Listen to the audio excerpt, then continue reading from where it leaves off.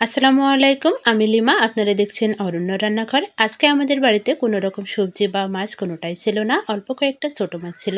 তাই দিয়ে আমার আম্মু আলু চচ্চড়ি এবং কচু শাক রান্না করেছে। আজকের এই খাবারটা আমার কাছে সবথেকে সেরা খাবার মনে হয়েছিল। তো চলুন আজকে সকালের রান্নাটা আপনাদের সাথে শেয়ার করে। আজকে আমার আম্মু প্রথমে ছোট মাছ দিয়ে আলু চচ্চড়ি করেছিল। আলু চচ্চড়ি করার জন্য প্রথমে সামান্য পরিমাণ সরিষা এবং জিরা বেটে নিতে হবে। জিরা ও সরিষা খুব ভালোভাবে বেটে নিতে হবে। যে যেমন ঝাল খেতে পছন্দ করে সেই অনুযায়ী কয়েকটা কাঁচামরিচ নিয়ে নিতে হবে। কাঁচামরিচগুলো খুব ভালোভাবে বেটে নিতে হবে। কাঁচামরিচগুলো বাটার পর আলু ও মাছগুলো খুব ভালোভাবে পরিষ্কার করে একটা কড়াইয়ের উপর সবগুলো আলু ও মাছ দিয়ে দিতে হবে। ছোট মাছের আলু চচ্চড়িটা আমরা হাত ঘষা করে রান্না করব। তার জন্য প্রথমে আমাদের বাটা মশলাগুলো দিয়ে দিতে হবে।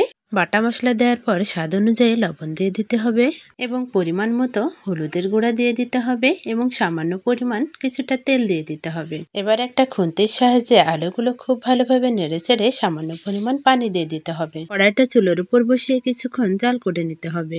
যারা ইউটিউব থেকে দেখছেন তারা অবশ্যই আমার চ্যানেলটিকে সাবস্ক্রাইব করবেন এবং ফেসবুক থেকে দেখলে অবশ্যই পেজটি ফলো করবেন। আর ভিডিওটি ভালো লাগলে অবশ্যই লাইক করে যাবেন। ছোট মাছের মধ্যে যেহেতু আলু দেওয়া ছিল তাই এটাকে আমরা ঢেকে রান্না করব, যাতে আলুগুলো খুব সহজে তাড়াতাড়ি সিদ্ধ হয়ে যায়। আমাদের আলুর পানিটা প্রায় শুকিয়ে এসেছে। আলু চচ্চড়িতে আমরা সামান্য পরিমাণ ঝোল রাখবো।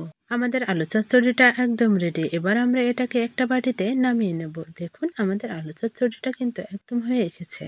এবার আমাদের কচু শাক রান্না করার জন্য একটা কড়াইতে কয়েকটা মরিচ, পেঁয়াজ, রসুন এবং সামান্য পরিমাণ লবণ দিয়ে কিছুটা পানি দিয়ে কচু শাকগুলো দিয়ে দিতে হবে। দেখুন আমরা যতটুকু কচু শাক রান্না করব সবগুলো কচু শাক আমরা কড়াইয়ের মধ্যে ঠেসে ঠেসে একে একে দিয়ে দেব। এবার একটা ঢাকনার সাহায্যে কচু শাকগুলো ঢেকে দিতে হবে, যাতে খুব তাড়াতাড়ি সিদ্ধ হয়ে যায়। ঢাকনা সরিয়ে মাঝে মাঝে নেড়ে দিতে হবে, যাতে শাকগুলো খুব তাড়াতাড়ি নরম হয়ে আসে এবং খুন্তি দিয়ে খুব ভালোভাবে নাড়তে হবে, যাতে শাকগুলো গলে গলে যায়।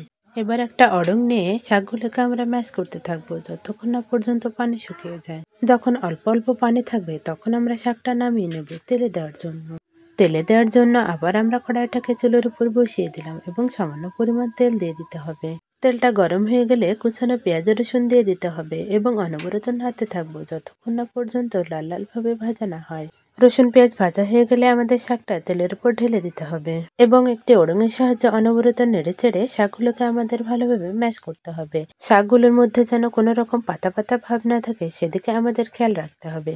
দেখুন আমার আম্মু একটা ওড়ঙের সাহায্যে শাকগুলো কিভাবে ম্যাশ করে নিচ্ছে। শাকগুলো যখন অনেকটা ম্যাশ হয়ে যাবে ঠিক তখন আমাদের এর মধ্যে কিছুটা চাউলের গুঁড়া অ্যাড করতে হবে। চাউলের গুঁড়া দেওয়ার পর খুব ভালোভাবে ওড়ঙের সাহায্যে শাকের সাথে মিশিয়ে নিতে হবে, না হলে শাকটা একদমই ভালো লাগবে না। কচুর শাকটা যখন নাড়তে নাড়তে একদম শুকিয়ে আসবে ঠিক তখনই আমরা কচুর শাকটা নামিয়ে নেব। আমাদের এলাকায় কচুর শাককে কিন্তু শাক পিঠালি বলে থাকে। আপনাদের এলাকায় কচুর শাককে ঠিক কি বলে সেটা অবশ্যই আমাকে জানাবেন। গরম ভাতের সাথে কচু শাক, বেগুন ভাজি ও আলু চচ্চড়ি ভাবলে আমার মুখে পানি চলে আসছে। সবাই ভালো থাকবেন, সুস্থ থাকবেন আর অবশ্যই আমাদের এগিয়ে চলার পথে আমাদের পাশে থাকবেন। আল্লাহ হাফেজ।